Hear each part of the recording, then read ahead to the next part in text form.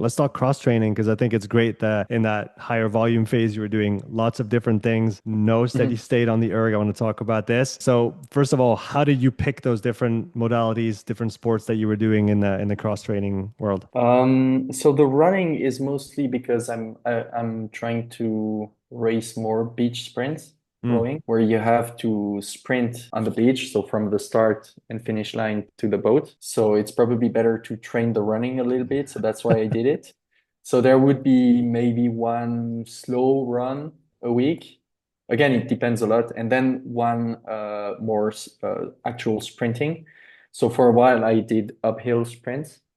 Nothing hard, just yeah, probably 80% sprinting a few times for 30 meters. And then I started introducing also actual running sprints in the sand. So at mm, a volleyball spot here or on the beach somewhere. So that was for the running. Then for the bike, it you could get some longer sessions in because you don't have, as a heavier guy running, it's not that great on the joints. mm. You can quickly get some problems. So I would do more bike and or actual rowing on the water. And then on the erg, I just don't do slow stuff anymore because it's my back doesn't like it. Mm. Um, After 30 minutes or even after 25 minutes of going slow, I get some back problems. I get That tired. I don't like it. Probably if I went for a 10K hard, it would be fine. mm. But just going slow on an erg doesn't work for me.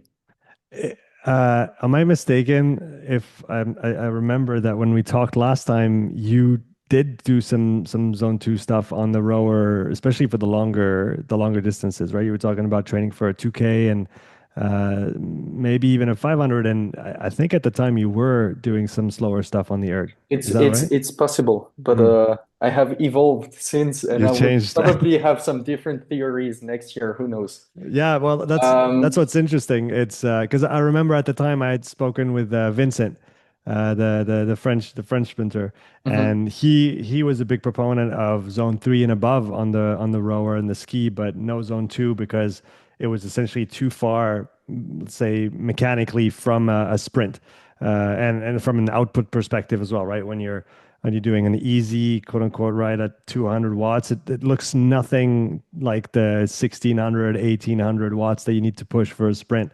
And so it's not even the same sport at that point, even though the movement on paper is the same. But yeah, Yeah, it's interesting to see that you've evolved and you've changed how you approach it now. of course. And well, if I was only training for the 100 meters, I wouldn't do any zone two at all. Mhm. Uh, but I have lots of different goals, so I still have to do that zone two. Lately, even, well, I don't know if it qualifies as zone two, but I've been doing lots of walking. That's also something I have changed since last year, since losing weight. I've been walking a lot more. What's So a lot? I don't know. I don't keep track again. I have no clue of the actual number of steps or kilometers I walk, but I try to move around a lot, more than I used to. Do you I have an use idea my time wise? Like how much time a day are you walking? Is it half an hour, two no, yeah, hours? yesterday that was probably 2 hours of Mm. walking that I did, and I just use my bicycle to go to the rowing club to train. So, and I don't use the public transports. I don't have a car, so it's more, moving around with my own muscles. I think that helps a lot. I don't know if the walking could be considered as probably not zone two. It's zone one, but One or two, depending on how yeah, fast you're moving. yeah. No, probably more zone one, but I think being more active is never bad.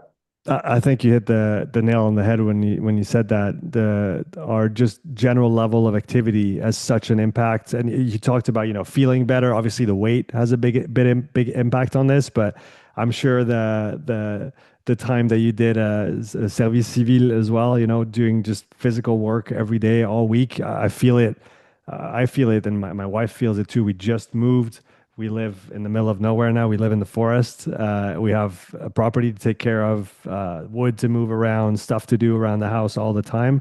And just being more active all day long has a big impact on how you feel. And then I think also how your body, functions. So I think even though it doesn't, people don't necessarily categorize it as training time, but if you're not already doing a ton of volume work on an endurance sport, sure, you're a cyclist, you already ride 15, 20 hours a week.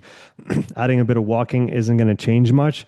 But if you're not doing that volume, I think doing the walking instead, which will be less taxing from an energetic standpoint and also just good for your mind and your body, I think definitely has its place and should be talked about more in the conversation of, routine and training, right? Of course. Yeah, I agree 100%. And it's also good for, I'm sure there are studies about mental health and walking and doing There this is. sort of stuff. It's great.